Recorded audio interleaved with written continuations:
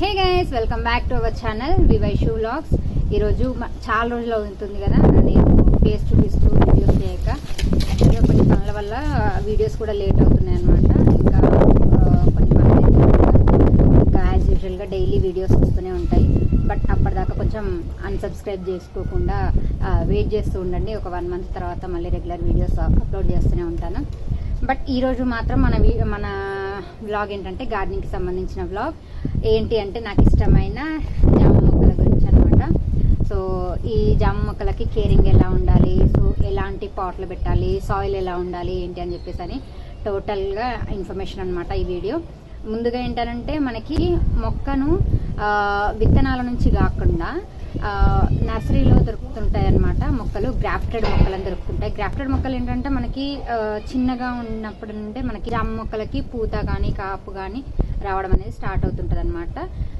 So మనకు nursery నుంచి మొక్కను తీసుకొని వచ్చేప్పుడే గ్రాఫ్టెడ్ మొక్కనా కాదా అనేసి జనరల్గా గ్రాఫ్టెడ్ మొక్కలే అమ్ముతూ ఉంటారు.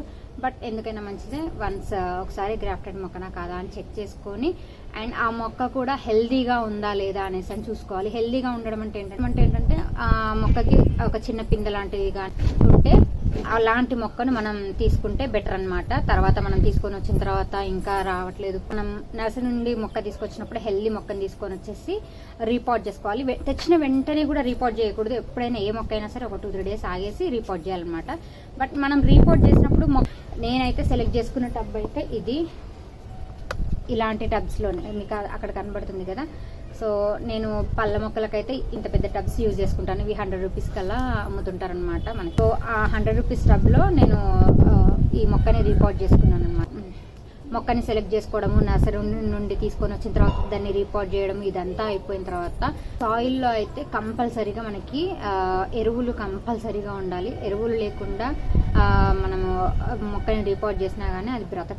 సో అలా మట్టిలో ఎరువులు ఎక్కువగా ఉండడం వల్ల మనకి మట్టి క్వాలిటీ కూడా బాగుంటుంది అనమాట. మట్టి క్వాలిటీ బాగుంటుంది అంటే ఆటోమేటిక్గా చెట్టు కూడా ఈజీగా గ్రో అవుతుంటుంది కదా. సో అందుకోసమే మట్టి అనేది ఎప్పుడు నాణ్యంగా ఉండే విధంగా చూసుకోవాలి. చూడండి, అలా పట్టుకుంటే విడిపోయేంత గుల్లగా కూడా ఉండాలి. అండ్ మట్టిలో ఏమైనా కలుపు మొక్కలు లాంటివి వస్తుంటే వెంటనే తీసేస్తూ ఉండాలి. లేదనుకోండి మనం ఇచ్చే పోషకాలు కానీ ఎరువులు కానీ ఆ కలుపు మొక్కలే ఎక్కువగా అబ్జర్వ్ చేసుకుంటాయి అన్నమాట. సో ఆ కలుపు మొక్కల్ని ఎప్పటికప్పుడు పీకేస్తూ ఉండాలి. మనకి మట్టి కూడా చూడండి పట్టుకుంటే ఎంత గుల్లగా ఉందో, ఏదో కాఫీ పౌడర్ ఉన్నట్టుగా ఉంటుందన్నమాట. ఎందుకంటే నాకు అందులో వానపాములు అనేది ఎక్కువగా ఉంటాయి. నేను ఇంట్లో దొరికే కిచెన్ వేస్ట్ కానీ అండ్ బియ్యం కడిగిన నీళ్ళు కానీ అన్నీ నేను ఇందులోనే వేస్తానని నా పాస్ట్ వీడియోస్లో కూడా చెప్పాను కదా. సో అలా చేయడం వల్ల ఏంటంటే వానపాముల కౌంట్ అనేది ఎక్కువగా అయ్యి నా మట్టి చూడండి అసలు గుల్లగా, అంటే ఎంత గుల్లగా ఉంటుందంటే అంత గుల్లగా ఉంటుంది. సో దట్ ఇంకా తెలిసిందే కదా, వేర్లు కూడా స్ప్రెడ్ అయిపోయి మనకి మనం ఇచ్చే లిక్విడ్ ఫర్టిలైజర్స్ కూడా మొక్క తొందరగా అబ్జర్వ్ చేసుకుంటుందన్నమాట. అండ్ లీఫ్ కానీ ఇది కానీ అన్నీ అందులోనే ఉంచేస్తూ ఉంటాను. అది మల్చింగ్ లాగా ప్లస్ లీఫ్ కంపోస్ట్ లాగా యూజ్ అవుతుంది. సో సాయిల్ అలా గుల్లగా ఉండే విధంగా చూసుకున్న తర్వాత మట్టి ఎప్పుడు మనం బంకగా ఇలా ఉన్నట్టుగా అయితే వేర్లు అనేవి రూట్స్ అనేవి ఎక్కువగా స్ప్రెడ్ అవ్వకుండా మొక్క ఎదగదన్నమాట. సో సాయిల్ కంపల్సరీగా మనకి ఎప్పుడూ గుల్లగా ఉన్నట్టుగా ఉండాలి. సో అలా గుల్లగా ఉన్న తర్వాత మొక్కని రీపాట్ చేసుకుంటాం కదా. రీపాట్ చేసుకున్న తర్వాత ఒక 1 month తర్వాత చిగుళ్ళు అనేది వస్తుంటాయి. చిగుళ్ళు వస్తున్నప్పుడు వాటిని అలాగే కంటిన్యూగా ఎదగనివ్వకుండా టిప్స్ ఉంటాయి కదా,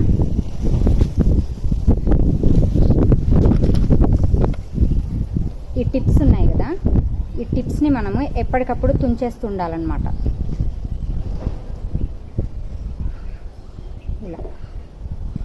ఈ టిప్స్ని ఇలా మనం టిప్స్ని ఆ మొక్క ఎదుగుతున్నప్పుడు చిగుర్లు వస్తున్నప్పుడు అలా టిప్స్ని ఇలా ఉన్న స్టేజ్లో తుంచేసామనుకోండి, మనం ఏదైతే టిప్ని తుంచామో అక్కడ నుండి మళ్ళీ మనకి 2 branches వస్తుంటాయి అనమాట. ఒకటే బ్రాంచ్ అయితే ఇలా ఎదిగిపోతూ ఉంటుంది. మనకి టెర్రస్ గార్డెన్లో అంత ఎత్తుగా ఎదగాల్సిన అవసరం లేదు. చిన్నగా ఉన్నా సరే మనకి కాపు అనేది ఎక్కువగా ఉండే విధంగా మనము ఎంకరేజ్ చేసామంటే సరిపోతుంది. సో ఇప్పుడు నేను ఇక్కడ ఉన్న మొక్కలన్నింటికి కూడా ఇలా కొత్త చిగుర్లు వస్తుంటే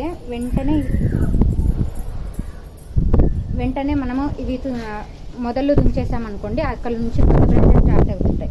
కొత్త బ్రాంచెస్ స్టార్ట్ అవుతూ ఉంటుంటే ఇంకా మనకి పూత కానీ కాపు కానీ కొత్తగా వస్తుంది కదా.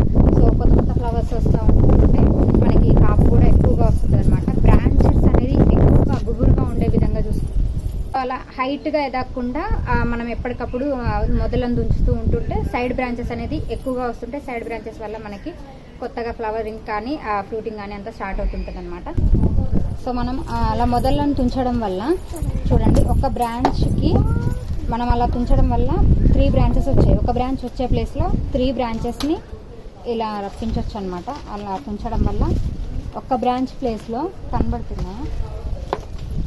ఒక్క బ్రాంచ్ ప్లేస్లో ఇలా 3 బ్రాంచెస్ వచ్చేసి ఇంకా ఈ బ్రాంచింగ్ నుండి కొత్త ఫ్లవర్స్, కొత్త పిందెలు అనేవి ఇలా కొత్త ఫ్లవరింగ్ అనేది స్టార్ట్ అయ్యి ఇంకా ఈ ఫ్లవర్ నుండి మనకి పిందెలు వస్తుంటాయి అన్నమాట.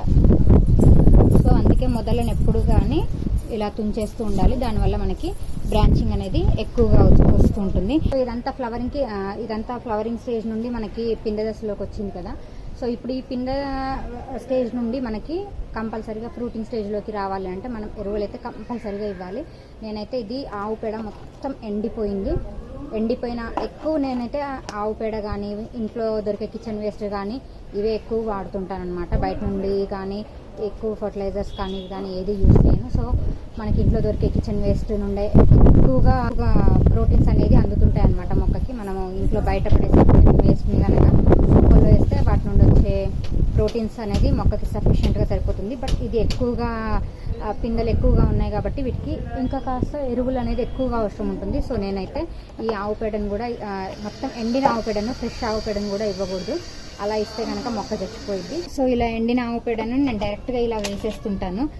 అలా వేయడం వల్ల మనము డైలీ వాటర్ ఇస్తుంటాం కదా, ఆ వాటర్ ఇస్తున్నప్పుడు ఆ ఎండిపోయిన ఆవు పేడలో నుండి డైలీ కొంచెంగా లిక్విడ్ అనేది యూజ్ అవుతూ ఒక లిక్విడ్ ఫర్టిలైజర్ కింద మొక్కకి యూజ్ అవుతుంటుంది అనమాట డైలీ. సో ఆవు పేడలని కాదు, గేదె పేడలని కాదు, ఏవైనా సరే ఎరువులు తీసుకొని వచ్చేసి మనము మొక్కకైతే అందివ్వాలి ఫ్రూటింగ్కి రెడీగా ఉన్న టైంలో. అండ్ ఇంకొకటి ఏంటంటే ఇది సమ్మర్ కాబట్టి కంపల్సరీగా మల్చింగ్ అనేది వేయాలి. వేయకపోతే కనుక ఎండకి తట్టుకోలేవన్నమాట మొక్కలు. మీకు ఇన్ కేస్ గ్రీన్ నెట్ అదే వేసుకుంటా అనుకున్నా కానీ నో ప్రాబ్లం. బట్ నేనైతే గ్రీన్ షేడ్ ఏం వేయను, మల్చింగ్ అనేది చేస్తుంటాను అనమాట. ఇది ఏంటంటే ఇదంతా మామూలుగా మనకు గార్డెన్లో ఊడ్చిన తర్వాత ఇదంతా చెత్త దొరుకుతుంది కదా, ఆ చెత్తనంతా కలెక్ట్ చేసేసుకొని నేను దాన్ని ఇలా వేసేస్తుంటాను అనమాట.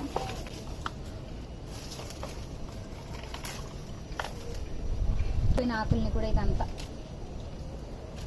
గార్డెన్ ఉడిచినాక వచ్చిన ఆకులతో కూడా మనం మల్చింగ్ అనేది వేసుకోవచ్చు. ఆకులతో అనే కాదు, ఎండిన ఆకులతో అనే కాదు, మామూలుగా మనకు స్టోన్స్ అవి దొరుకుతుంటాయి కదా, స్టోన్స్తో అయినా సరే పర్లేదు, లేదంటే ఎగ్ షెల్స్తో అయినా పర్లేదు, ఏ విధంగానైనా సరే, లేదంటే కొబ్బరి పొట్టు ఉంటుంది కదా, కొబ్బరి పొట్టు కానీ లేకపోతే ఇంకా ఏ విధంగా అయినా సరే మనం మల్చింగ్ అనేది కంపల్సరీ చేసుకోవాలి. కంపల్సరీగా మల్చింగ్ చేసుకుంటేనే మనకి మొక్క అనేది ఆకులు ఎండిపోకుండా మొక్క అనేది హెల్దీగా ఉంటుంది. అండ్ వాటరింగ్ విషయానికి వస్తే కంపల్సరీగా సమ్మర్లో 2 times వాటరింగ్ చేయాల్సిందే. మార్నింగ్ ఎండ రాకముందు చేసుకోవాలి, అండ్ ఈవినింగ్ ఆఫ్టర్ 4:30, 5 ఆ టైంలో మనం వాటరింగ్ అనేది కంపల్సరీగా సమ్మర్లో 2 times చేసుకోవాలి. అండ్ పెస్టిసైడ్స్ విషయానికి వస్తే కనుక పెస్టులు అయితే కంపల్సరీగా అటాక్ అవుతుంటాయి. ఎందుకంటే కొత్త చిగుర్లు అనేది వస్తున్నప్పుడు పెస్ట్లు కూడా ఎక్కువగా అట్రాక్ట్ అవుతుంటాయి అనమాట. అలా పెస్టిసైడ్స్ కనుక మనకు అటాక్ అవుతున్నప్పుడు మనం ఆర్గానిక్ లిక్విడ్ ఫర్టిలైజర్స్, ఆర్గానిక్ పెస్టిసైడ్స్ని కనుక యూజ్ చేస్తే బెటర్ రిజల్ట్ ఉంటుంది. అండ్ ఈ ఆకు వెనకాల ఎక్కువగా చెక్ చేస్తూ ఉండాలన్నమాట. ఇలా చూడండి, ఈ ఆకు వెనకాల ఇలా ఉంటుంది. నేను ఇది చూసుకొని వెంటనే క్లీన్ చేసేస్తున్నాను అనమాట. మీకు అలా పెస్టిసైడ్స్ అటాక్ అయినప్పుడు ఫస్ట్ వాటర్తో మొత్తం స్ప్రే చేసేస్తే చూడండి, అలా ప్రతి ఒక్క ఆకును చెక్ చేసుకుంటూ మనము వాటర్ని ప్రెషర్గా కనుక ఇస్తే ఆ పట్టి ఉన్న పురుగు ఏదైతే ఉందో ఆ వాటర్ ప్రెషర్కి కింద పడిపోయింది. పురుగుల్ని చిన్న స్టేజ్లో ఉన్నప్పుడే కనుక మనం వాటర్తో ఇలా తుడిచేసామనుకోండి, సో వాటి ప్రాబ్లం అనేది ఎక్కువగా అవ్వకుండా ఉంటుంది. మళ్ళీ ఎక్కువైన తర్వాత ప్రాబ్లం మళ్ళీ ఇంకా బయట నుండి తీసుకొని వచ్చే పెస్టిసైడ్స్ ఉంటాయి కదా, కెమికల్ పెస్టిసైడ్స్కి వెళ్ళాల్సి ఉంటుందన్నమాట. సో మన టెర్రస్ గార్డెనర్స్కి ఇంకా డైలీ తిరుగుతూనే ఉంటాం కాబట్టి ఇక్కడ ఒకసారి ఏమైనా ఉంటే కనుక ముందే చూసేసుకొని పెస్టిసైడ్స్ రాకుండా చూసుకోవాలి. నేను వాడుతుంది ఏంటి అని అంటే జనరల్గా ఎక్కువగా నేను నీమ్ ఆయిల్ యూజ్ చేస్తుంటాను అనమాట. వేప నూనె అంటారు కదా, సో ఆ వేప నూనెని వాటర్లో డైల్యూట్ చేసేసుకొని కొంచెం కుక్కర్ రసం అదంతా కలిపేసి స్ప్రే చేస్తుంటాను అనమాట. సో అలా స్ప్రే చేయడం వల్ల ఇంకా ఏదైనా పురుగు అదంతా ఉంటే కనుక పోయింది. పెస్టిసైడ్స్ కన్నా ముందు 10 డేస్కి ఒకసారి ఏవైనా ఎరువులు 10 to 15 డేస్కి ఒకసారి, నేనైతే 10 డేస్కి ఒకసారి ఇస్తుంటాను. 10 డేస్కి ఒకసారి ఇస్తే కనుక ఇంత ఫ్లవరింగ్ ఉంది కాబట్టి, ఇంత ఎక్కువగా కాయలు ఉన్నాయి కాబట్టి అవి ఫ్రూటింగ్ అవ్వాలి అంటే మనం ఒక 10 డేస్కి ఒకసారి ఇస్తే సరిపోయిద్ది. సో 10 డేస్కి ఒకసారి ప్రోటీన్స్ అనేది కంపల్సరీ ఇస్తుండాలి. సో మాయిస్ట్గా ఉండాలి ఎప్పుడు కానీ, సాయిల్ అయితే మాయిస్ట్గా ఉండే విధంగా చూసుకోవాలి. అండ్ మొక్కకి ఒక 3-4 ఇంచెస్ వరకు సైడ్ బ్రాంచెస్ ఏవి రాకుండా ఎప్పటికప్పుడే తుంచేస్తూ ఉండాలన్నమాట. వీటికి సైడ్ బ్రాంచెస్ వస్తే మళ్ళీ ఆ బ్రాంచెస్ మనకి మట్టిలో పడిపోయి మొక్క అనేది పాడైపోతుంది.